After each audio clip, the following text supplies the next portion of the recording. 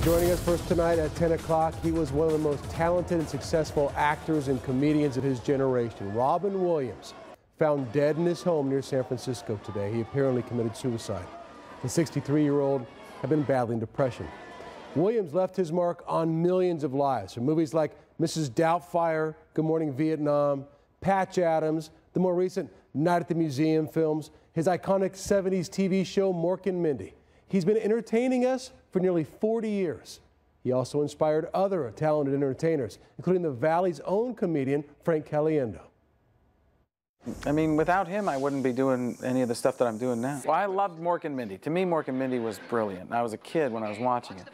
But I still think it was brilliant today because of the concept of this alien who knows nothing and thus has to learn about everything, can tie things together. That's like, it was the perfect thing for taking his act and then making a character out of it. If he wasn't there, I don't think I'd have come up with being who I am.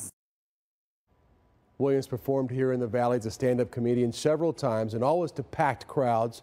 Some of the people who helped put on those shows talked to our Jill Monier about their private experiences with Williams, and Jill's here live, so I'm sure they were pretty upset by what happened today. Right, Jill. and he did perform here several times. The concert promoter says when Robin Williams did stand up here, they always had to add shows for him because it was the hottest ticket in town. One local comedian says the beauty of Robin Williams was that he never held back. I won't hurt you if you tell me where the others are hiding. Your face hurt because he was that funny. First, here's a woman.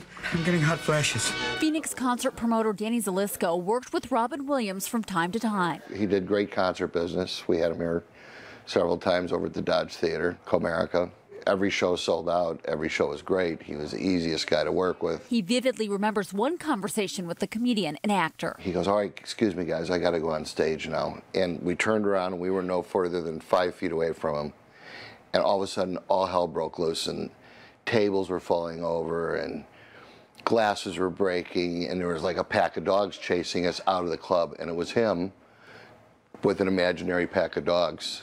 And he literally chased us out of the club because we couldn't see. We really thought there were dogs chasing us. Good morning, Vietnam! Ryan Goldfinger is a manager at Tempe Improv Comedy Club. It's pretty devastating to the comedy community, to the world as a whole. I mean, as a comedian, as an actor, as someone who wants to entertain, he was kind of the pinnacle. Hello, dear! Comedian Jill Ryan saw Williams perform live about a year and a half ago. He did a little stand-up and just ad-libbed, and he had his cell phone and he was videotaping the audience and just having fun and full of energy and just a spirit that you just wish you could capture. I'll save her.